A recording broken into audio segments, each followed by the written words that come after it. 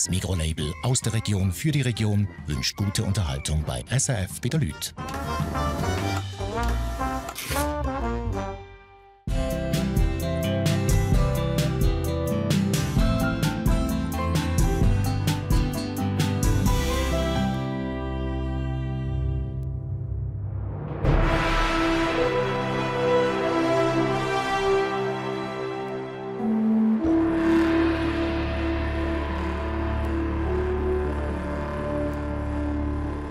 Die Schweiz. Das ist das Land der Berge, der Seen, der Flüsse, der Wälder und der Täler. Die Schweiz, das ist das Land mit den unglaublichsten Landschaften auf kleinstem Raum. Und auch wenn wir das Gefühl haben, wir kennen schon alles, die Schweiz ist das Land der unbekannten und vergessenen Flecken. Heute bin ich am Gotthard unterwegs und komme nicht mehr weiter. So bin ich noch nie durch Gotthard.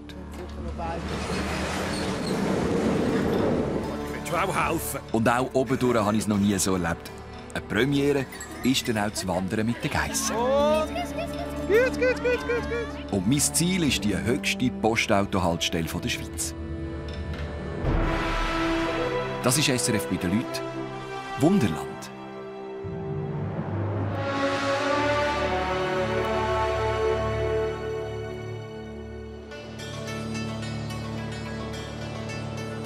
Teufelsbrück in der Schöllener Schlucht. Da fährt meine Reise rund um den Gotthard an. Unter mir ist die Reuss und obendran die Teufelswand. Und bei diesem Hotelwetter verstehe ich, wieso die Wand so heisst. Grüezi miteinander, liebe Zuschauerinnen und Zuschauer. Das ist die Unteroffiziersschule der Gebirgsspezialisten und die gehören hier rauf genauso wie Teufelsbrück in die Schöllener Schlucht oder auf Andermatt. Und was mir jetzt gerade passiert, das werden Sie sicher nicht erleben. Ich zeige Ihnen mal, was wir alles vorhaben in dieser Sendung. Gut, habt das.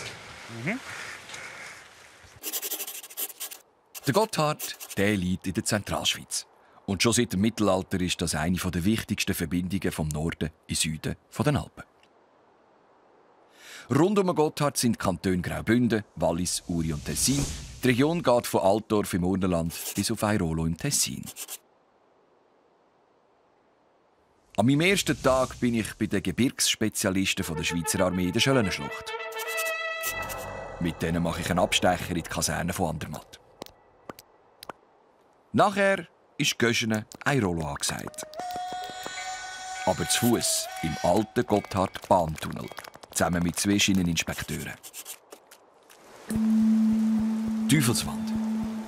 250 Meter hoch und heute trainiert das Militär, wie man einen Verunglückten aus der Bergwand holt. Und ihr könnt 3-mal raten, wer da als Opfer in der Wand hängt. Es hat plötzlich angefangen zu regnen. Ich weiss nicht, ob ich etwas gebrochen habe. Es tut einfach ein bisschen weh. Wahrscheinlich ist es ein eingewachsener Zechennagel. Was ist passiert? Ich weiss es nicht. Ich kann einfach nicht mehr rauf und nicht mehr nichts. Ich glaube, ich habe etwas gebrochen.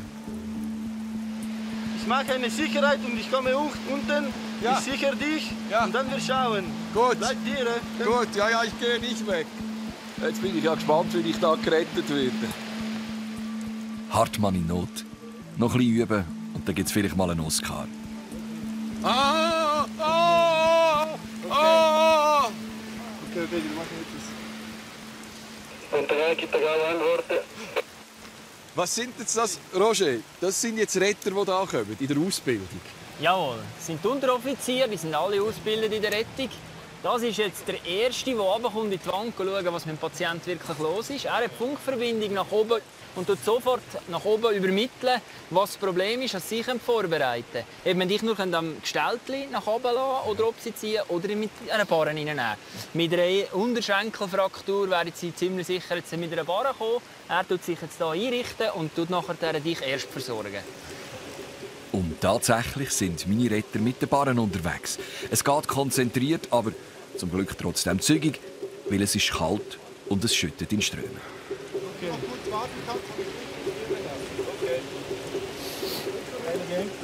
Ja. Du musst zuerst noch hochziehen und die Selbstsicherung lösen.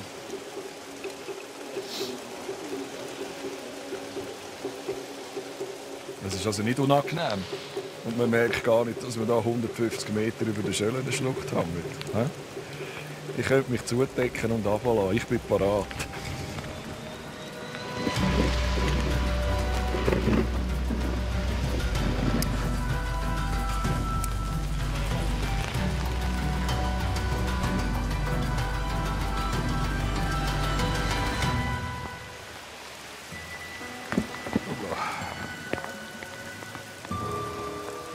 Nick, dir ist immer noch alles gut. Tipptopp. Keine Schmerzen. Stellen. Nein, ich glaube, ich habe es am bequemsten von allen. Ja, das könnte sein. Und in der Kaserne ist mir gut. In der Kaserne ist mir super, ja. Gut, dann freue ich mich drauf.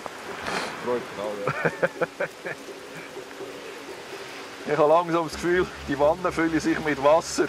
Aber ich fühle mich immer noch sehr sicher. Wie weit ist es noch? Jetzt sind wir gerade am Stand. Da können wir rüber, dich umhängen mit dem Seilband rüber. Das sind nur 5 Minuten lang. Aha, es geht also nicht nur 150 Meter das Loch ab, sondern noch einmal quer über die ganze Schöllenschlucht. Quasi eine Erlebnisrettung. Das ist mein Happy Day, wie der Röbi würde sagen.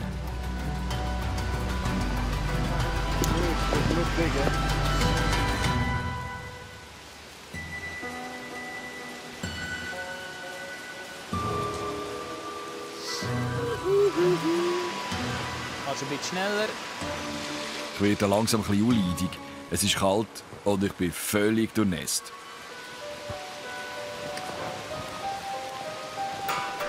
Mein Knie ist schon wieder geheilt. Meine Barre füllt sich immer mehr mit Wasser. Und ich muss aufpassen, dass ich nicht der Erste bin, der bei einer Rettung in so einer Barre vertrinkt. Alles Wasser. Boah. Also nicht auszudenken, wenn du jetzt noch wirklich verletzt wärst. Bei diesem Wetter. Aber ihr habt das hervorragend gemacht. Jetzt gibt es etwas zu essen.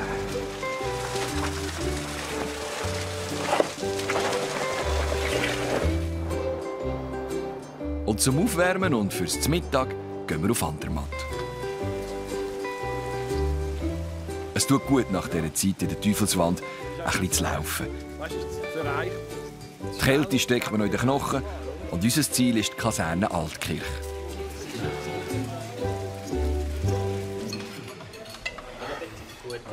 Machen ihr das eigentlich bei jedem Wetter? Ja, grundsätzlich schon, ja. Also organisierte Rettung machen wir sicher bei jedem Wetter. Weil ja, im Normalfall geht man nur so retten, wenn es ein schlechtes Wetter ist, weil der Heli auch nicht kommen kann.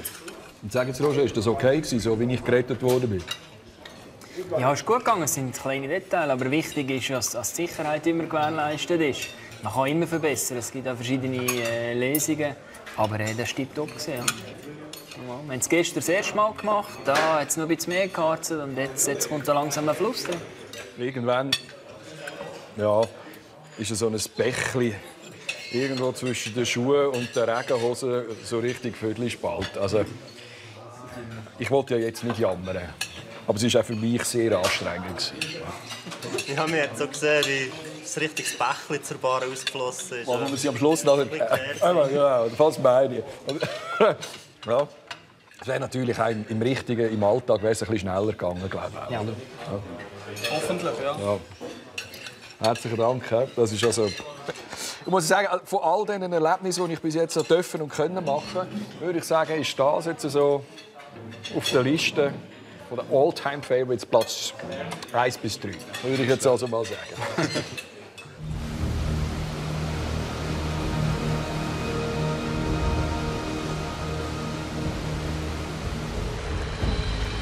Ich bin wieder an der Rüss unterwegs. Und ich will zum Gotthard-Eisenbahntunnel. Und zwar zum Alten, nicht zum Neuen.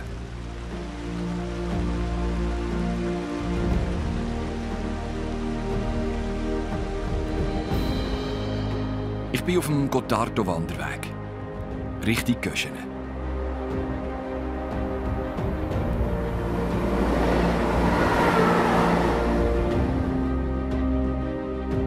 Die kennen Sie, die Kille. Das ist Wasser.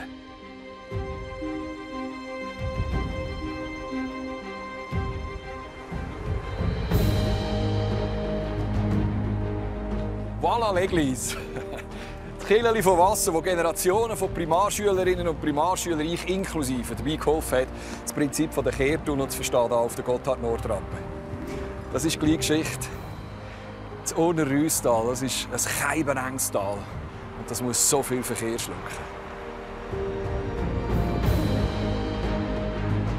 Wenig Platz, viel Verkehr. Es hat eine rechte Portion Pioniergeist gebraucht, für den Gotthard zu bezwingen. Von der Teufelsbrücke im Mittelalter bis zu all diesen Löchern, die wir durch den Gotthard durchgebohrt haben.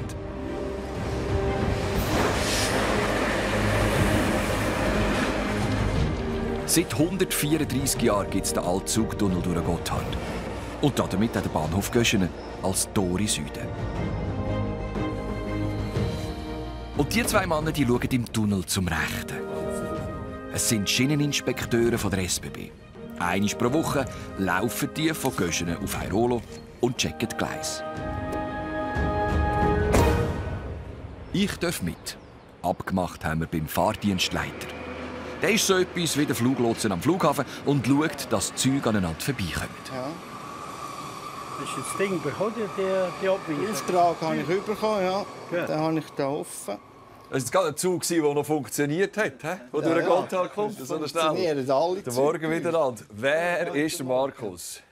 Ja, der bin ich. Der Nick. Hallo, Nick. Guten Hoi. Morgen, bist Ja, du nicht der Michi. Freut mich. Guten Morgen, das ist... Das ist der Philipp, Fahrdienstleiter. Fahrdienstleiter. Oh, ich wollte nicht unterbrechen. Das ist gerade einer im Landeanflug. Guten Morgen. Ja. Was erwartet uns in diesem Tunnel? Ja, viel Dunkelheit. Viel dunkel ist es hier drinnen. Aber sonst ja, erwarten, man läuft einfach durch und man hofft, ja, erwarten. Man hofft ja nicht, dass es irgendetwas Außergewöhnliches ist, aber sonst ist es einfach, ja, es wird einfach immer ein bisschen wärmer, wenn weiter innen man geht und die Luft wird dann auch nicht viel besser. Es ist einfach stinkige, feuchte Luft und ist auch immer dunkel und ist einfach immer gerade und irgendwann, ja, sollte man etwa das Ziel erreicht haben, nach langer Zeit. Das Licht am Ende des Tunnels. Genau, ja. Genau. Irgendwann kommt das, ja, das ist ja so, ja. Im Tunnel kontrollieren der Markus und der Reiche die Schiene. Es könnte Schäden haben oder Steine drauf. Etwa die hat es auch Güssel, die die Passagiere aus dem Zug gerührt haben. Wir müssen die Augen und die Ohren offen behalten. Der Verkehr durch den Gotthard geht weiter. Wegen uns stoppt kein Zug. Jetzt kommt einer. Kommt er? Ja. Was ist das? Das ist ein Schnellzug. Das ist ein Güterzug. Nein, Das ist ein Schnellzug, ja.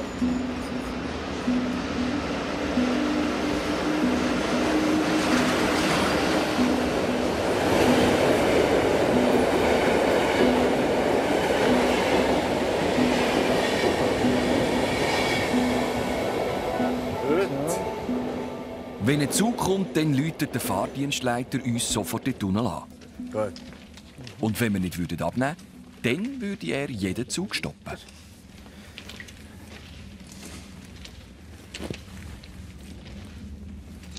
Wie wichtig ist es, wenn man zu zweit unterwegs ist, dass man sich versteht? Ja, das hilft schon.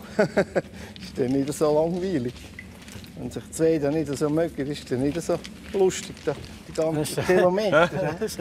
Natürlich ist es nicht ideal, wenn zwei Menschen gehen, die einander nicht unbedingt gerne haben. Hast du das schon gehabt, Markus? So 15 Kilometer? Ja, es ist alles schon vorgekommen. Ja, ja. Markus hat das gehabt, gell? Ja, mal. Das ist auch schon vorgekommen. Das ist eine Pause, hä? Ja, das ist eine gute Idee. Das finde ich eine sehr gute Idee. Ich mag schon Pause. He? Kleinere Pause, wir kann man schon verleiden. He? Ja.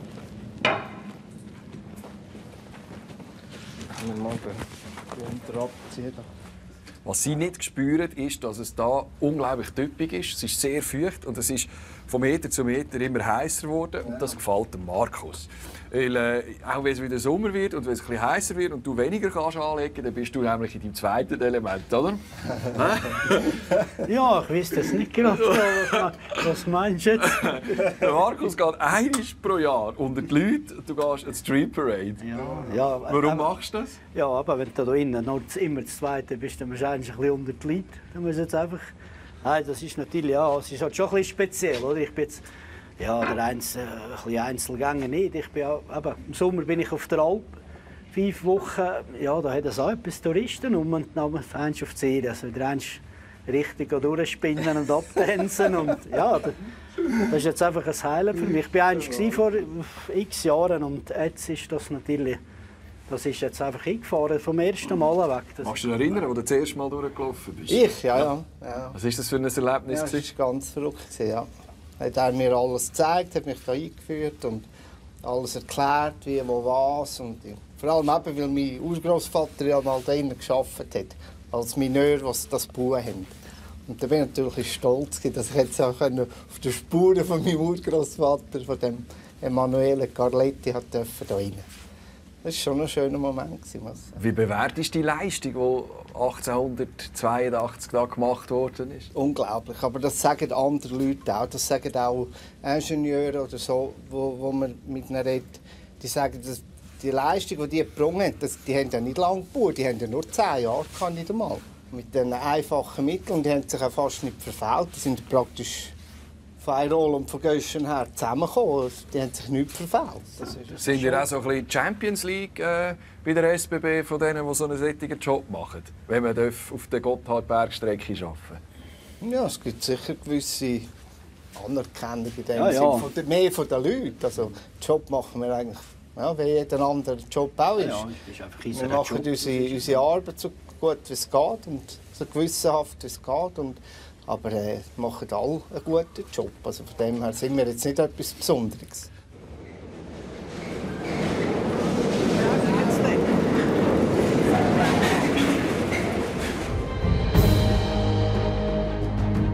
Der Gotthard.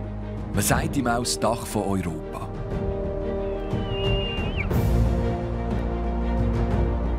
Wenn das so ist, dann bin ich also 1000 Meter weiter unten quasi im Keller von Europa unterwegs.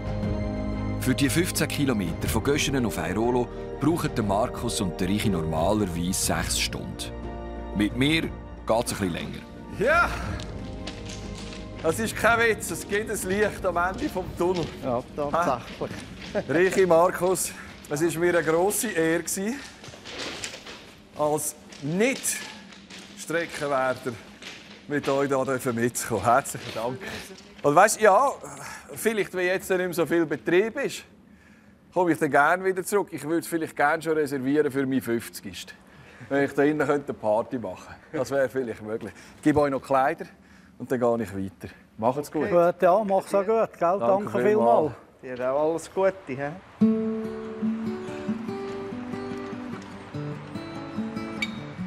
So lange hatte ich noch nie bis auf Airolo.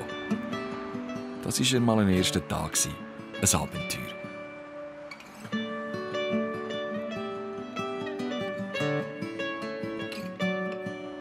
Hier in Airolo verbringe ich die Nacht. Es ist ein kleines, verschlafenes Örtchen und das wird dann mit dem Basistunnel auch nicht besser. Das ist das Denkmal für die Opfer vom alten Gotthardtunnel. 199 Leute sind dann ums Leben gekommen.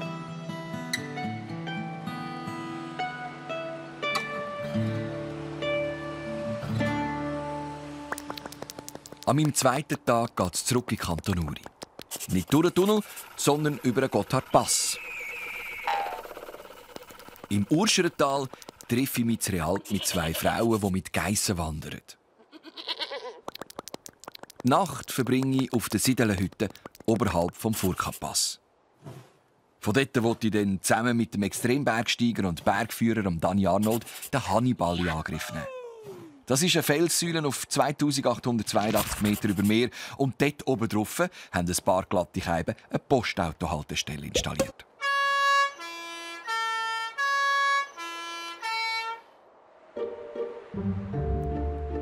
Tja, das Tessin soll ja die Sonnenstube der Schweiz sein. Heute nicht. Ab in Norden. Der Gotthardpass ist noch zu, aber ich darf gleich drüber.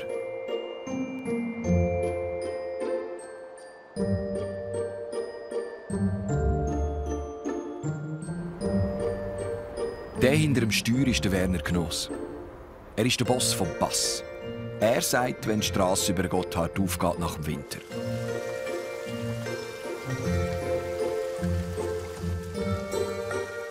Der Werner und seine Männer haben hier der Passstrasse ganze Arbeit geleistet. Aber jetzt, wo ich mit ihm unterwegs bin, ist die Gotthard-Passstrasse noch nicht offen. Kleine Lawinen und das Geröll auf der Straße sind noch im Weg.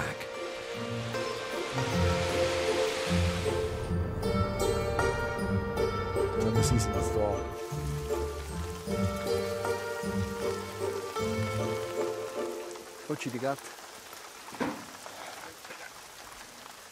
Jetzt eben aus Sicherheitsgründen habe ich auch so eine orange Jacke bekommen. Ich finde, sie steht mir noch gut. Und jede Leitplanke ist am Schluss wieder am gleichen Ort. 119.400. Da 119.400. Werner? Das ist der Beweis. Das ist der Beweis.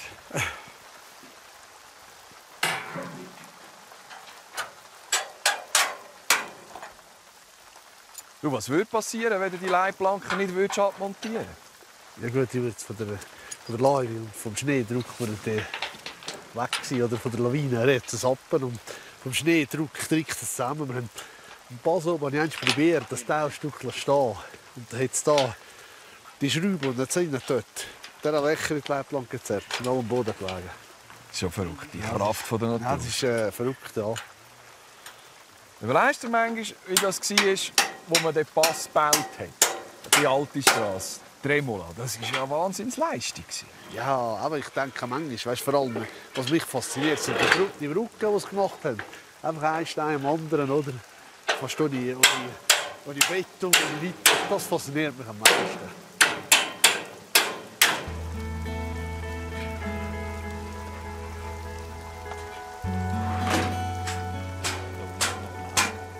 Es ist eine wahnsinnige Bütze, bis die Passstrasse im Gotthard wieder offen ist.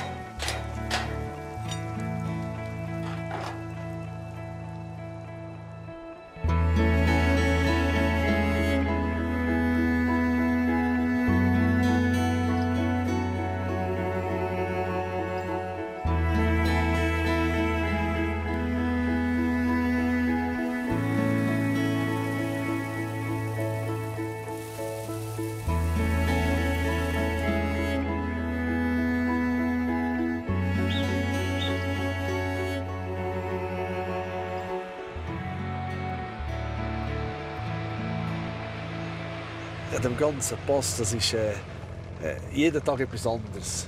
Man sieht jeden Tag etwas anderes und man weiss eigentlich nicht, einfach ein Beispiel ist vielleicht, wenn ich morgen ins Büro gehe. Ich meine, der PC, der ist da, wo er gestern war. Und der Kugelschreiber ist auch dort, ausser vielleicht der Abfahrt hat ein bisschen verschoben beim Putzen. Aber wenn du da raufkommst, dann weisst du eigentlich nie, was dich erwartet. Aber jetzt geht gestern hier oben runtergefahren, ahnungslos, und dann habe ich da gesehen, ich habe gar nicht gewusst, zuerst, was es ist, also eine Herdvasentrolle. Und dann habe ich besser angeschaut und gesehen, ein Fuchs sogar am Unken hatte, oder? Und dann bin ich schnell ausgestiegen, aber der Fuchs hatte weniger frei mehr und der Fuchs ist weg und der Munke, vermutlich hat er das Leben gerettet, in dem Sinn. Aber eben dieser Sachen erlebst du natürlich da viel. Und das ist jedes Jahr ein Rennen. Wer ist schneller da oben? Du vom Süden oder der Kollege vom Norden her? Nein, also das Rennen ist es für mich überhaupt nicht. Oder? Aber klar, man setzt sich ein Ziel und so, aber mein grosses Ziel ist immer, als ich hier über einen Pass ankomme, dass wir einen Pass auftun können und dass kein Unfall passiert. Ist wirklich, dass meine Leute hier alle zusammen gesund sind. Und das ist eigentlich für mich mehr wert, als ob ich jetzt einen Tag früher oder später oben bin. Auf das lege ich nicht so Wert.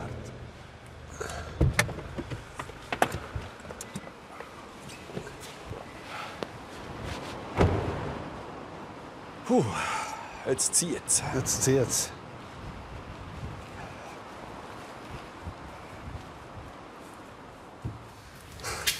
Das ist der einzige warme Ort, wo wir hier am Pass oben haben. Morgen miteinander. Hallo zusammen. Das sind eben meine Arbeitskollegen, die auf der Fräse sind. Ich kann selber gerade vorstellen. Ich bin der Nick. Mario. Sali Mario. Nick. Ralf. Ralf. Claudio. Claudio, Nick. Sepp. Sali, Sepp. Und es ist genauso gemütlich, wie es hier aussieht. Und spannend, was der Werner erzählt. Seine grösste Angst, das sind nicht Naturgefahren hier oben. Jetzt am Anfang vor allem eben, da steht die Lawine gefahren, aber irgendwann kommt der Tag X, wo der Pass aufgeht oder der See aufgeht oder aufgeht. Und dann nachher kommt vielleicht irgendeine andere Lawine, eine Blechlawine. Und ja, für mich ist klar, oder für sie natürlich auch, oder ich weiß nicht, was schlimmer ist oder gefährlicher. Weil die Lawine, die wir jetzt haben, der Schnee, der habe ich sage jetzt, sind einigermaßen im Griff. Oder? Wenn es am Nachmittag wirklich warm ist, sage ich dann um 2 jetzt hören wir auf, es ist gefährlich. Aber auch wenn die Blechlawine kommt, kann ich nicht im Realfall liegen und sagen, wir hören um 2 auf, jetzt viele Leute. Dann sagt er, hey, nein, so geht es nicht. Nein, darum, das ist für uns nachher gar so gefährlich. Oder? Dann bist du einfach auf der Straße, der Verkehr ist da. Verstehen die da unten im Büro, was ihr für eine Arbeit macht? Ja, da muss ich vielleicht den Ralf fragen, aber immer vermutlich nicht. Es sind schon extreme Gegensätze. Wenn du jetzt siehst, unten am Talboden 22 Grad, die Bäuerin sind am Highway. Das Gras ist so gross, sind bereit zum Mittragen. Und kommst rauf vom Gutter Metall fährt es an, siehst, wie die Schneewände wachsen. Und es sind Gegensätze. Ja. Es ist hier schwierig zu verstehen, und vielleicht auch für die Autofahrer, wieso ist der Pass noch nicht offen. Vor allem an Ostern, wenn sie schon fragen, wieso können wir noch nicht drüber fahren, weil das einfach... Es geht nicht schneller? Es geht nicht schneller, nein. Ja, ist gut, kannst du... Ja, da. Der Öffnung, Preis. Und dann gibt es doch so geschichtsträchtige Momente. Das ist ja so einer. Kommen wir ein bisschen vor wie damals die Amerikaner, die die Fahnen in den Mond gesteckt haben. Warte, ich will schon auch helfen.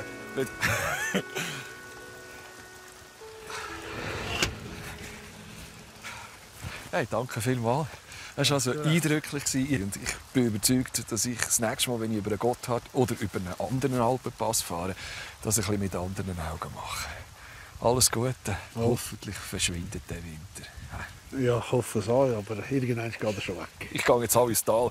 Geissen warten auf mich. Ja, hoffe, es ist ein bisschen wärmer. Alles Gute.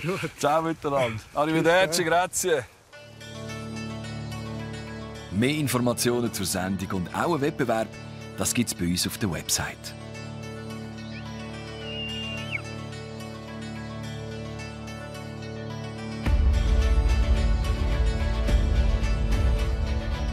Der Gotthard ist ein Wetterscheide.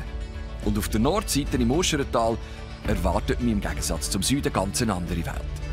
Da scheint schon fast wieder ein bisschen die Sonne.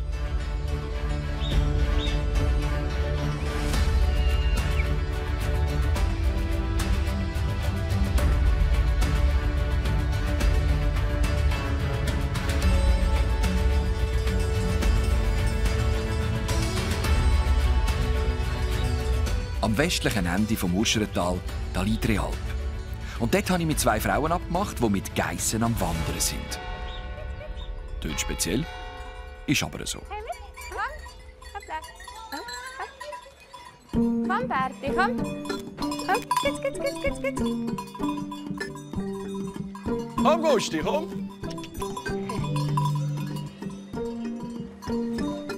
Sie sind da unten durch. Ja, sie warten halt da. Ja.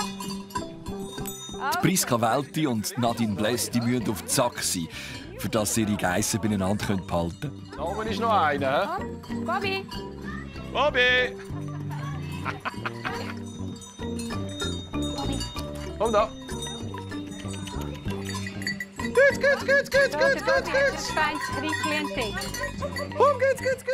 Gut. Alles, was nur ansatzweise nach einer Pflanze aussieht, wird gefressen werden. Normalerweise sind die Geissen mit Touristen unterwegs und müssen das Gepäck tragen. Heute ist ein Trainingstag vor der Wandersaison. Felix, komm. Nadine und Priska die sind seit 4 Jahren im Kanton Uri mit ihren Geissen unterwegs.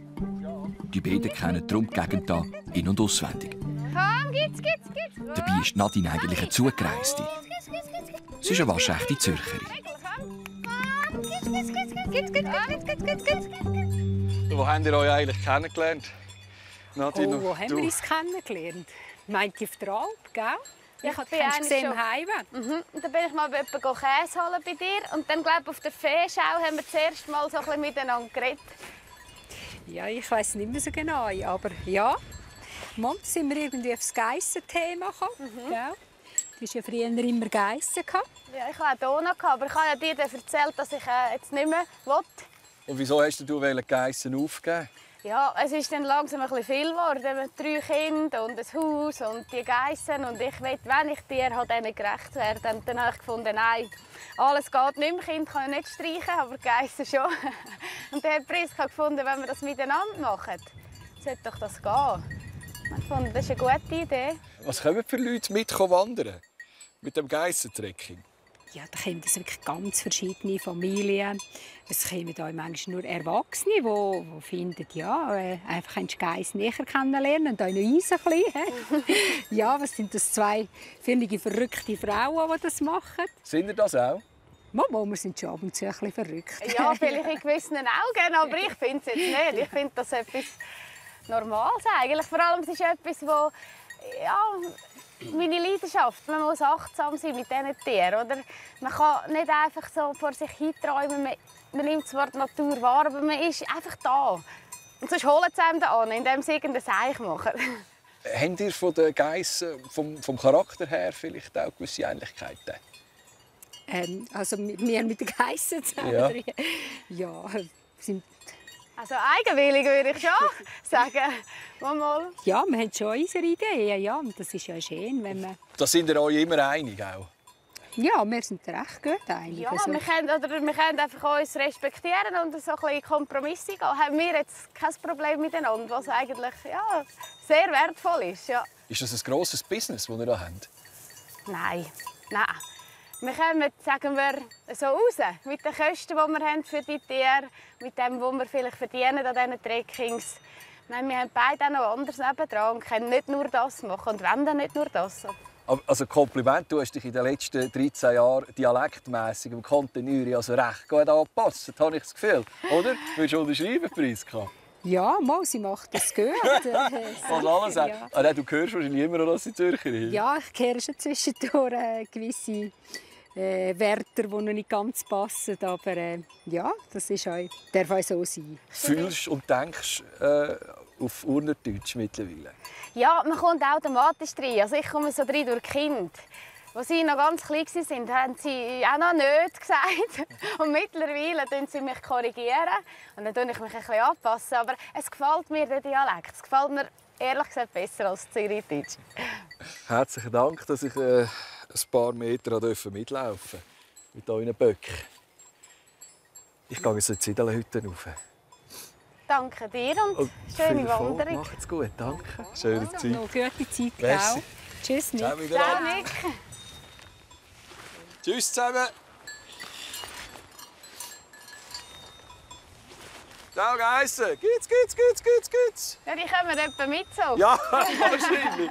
Ja, würde ich noch mitnehmen. Rief noch einmal. Ja. Gut. Bis zur Siedelhütte sind es noch 2 Stunden zu Fuß. Ich hätte tatsächlich gescheiter so einen Geiss mitgenommen fürs Gepäck. Ja, no.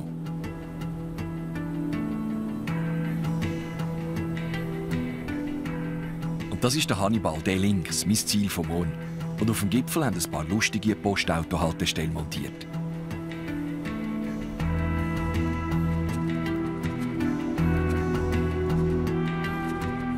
Dorthin wollte ich und raufbringen soll mich der Dani Arnold.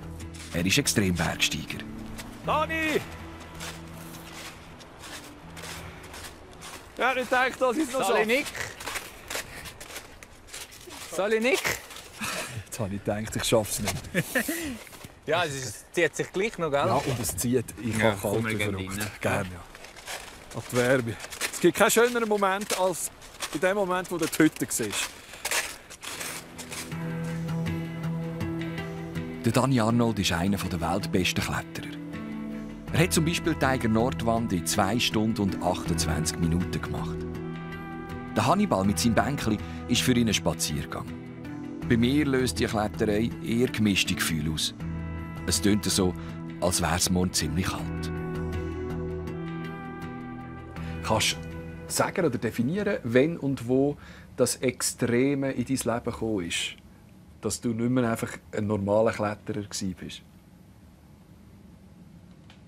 Es ist halt schwierig, was heisst extrem. Oder wenn ich sage, Oder sagen nur wir das und du sagst es gar nicht von dir? Ja, man kann es ein bisschen so sagen. Oder? Ich meine, es gibt viele Sachen, wo ich schon relativ jung, als ich ein Seil freigeklettert habe, ohne Seil. Es hat so angefangen mit so Eisklettern, ohne Seil. Und für mich war das nie extrem.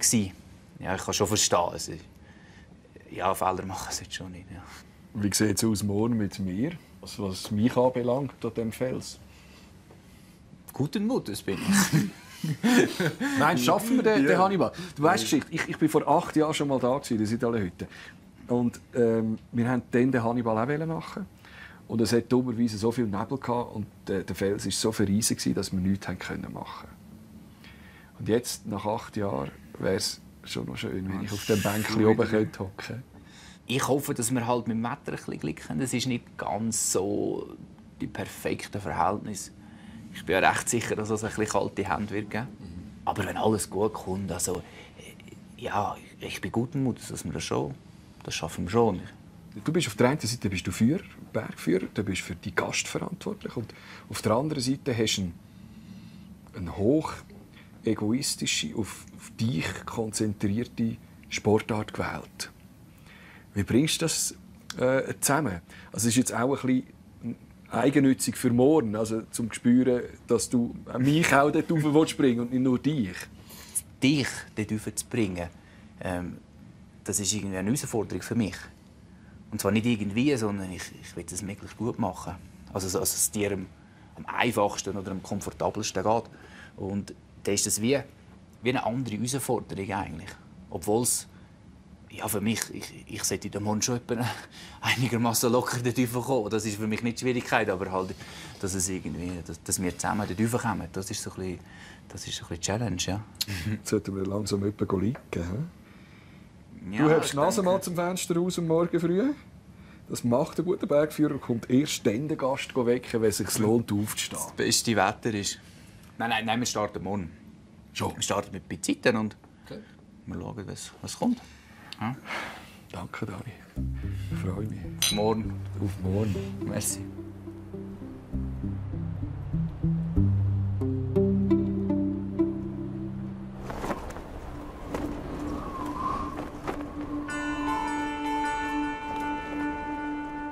In der Nacht hat es geschneit.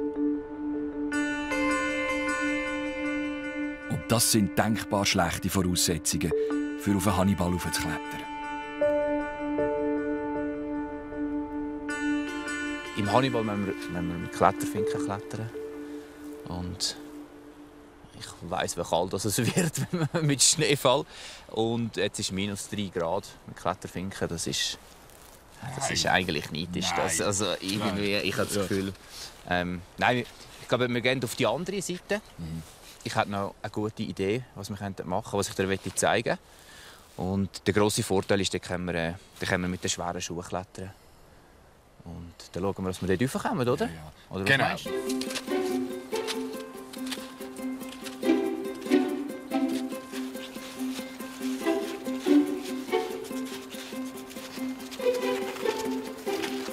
Die gute Idee von Dani heisst «Kleines Kamel».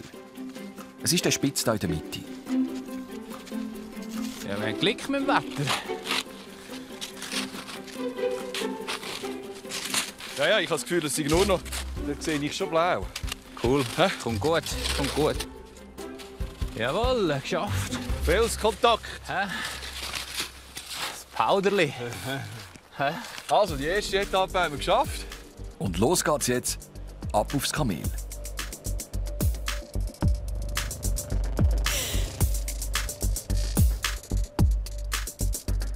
Das Ziel ist die Nase da, die so schräg raus schaut.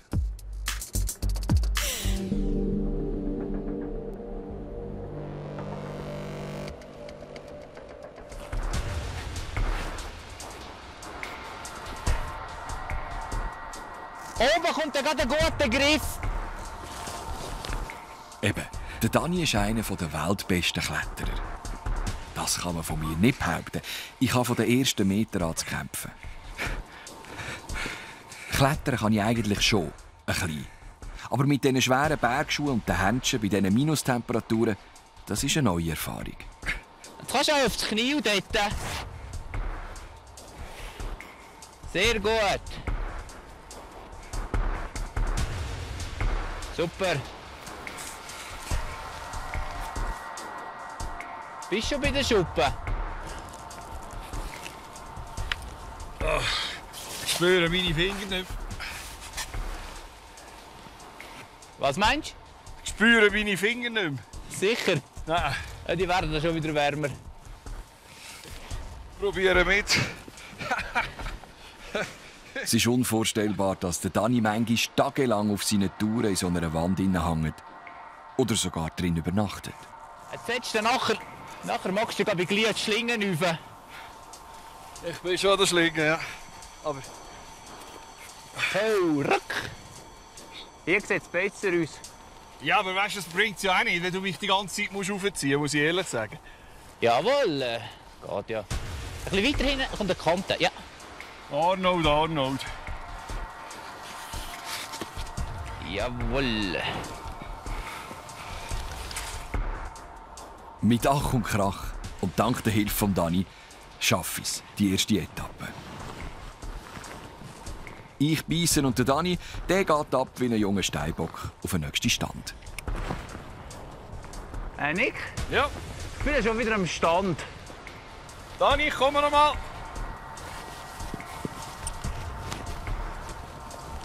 Ja, perfekt. Verdammt. Also perfekt ist gar nichts.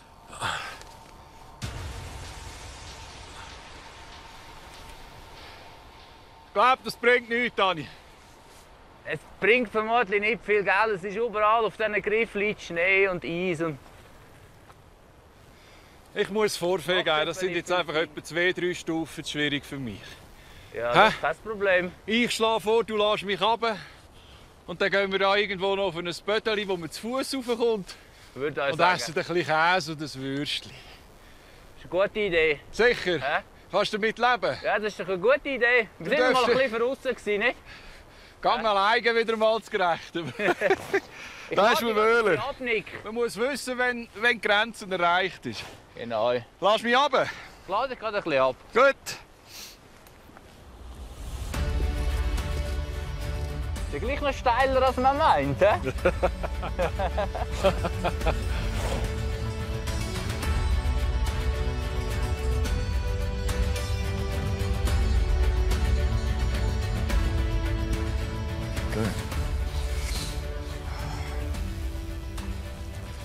Danke vielmals.